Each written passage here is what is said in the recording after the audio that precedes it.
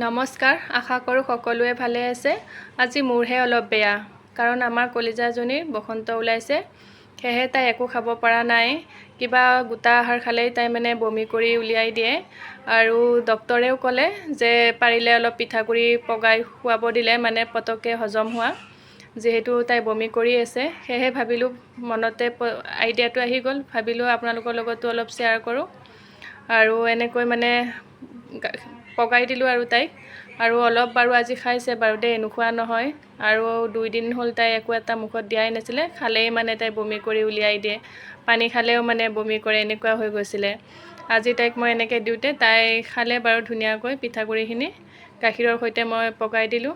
আৰু মই চেনিটো ব্যৱহাৰ কৰা নাই বাৰু, তালমিচিৰি দিছোঁ। চেনিটো যিহেতু গৰম হয়, আৰু মই তালমিচিৰিটো ঠাণ্ডা, যিহেতু তাইক পেটটো ঠাণ্ডা কৰি ৰাখিবলৈ মই তালমিচিৰি ব্যৱহাৰ কৰিলোঁ।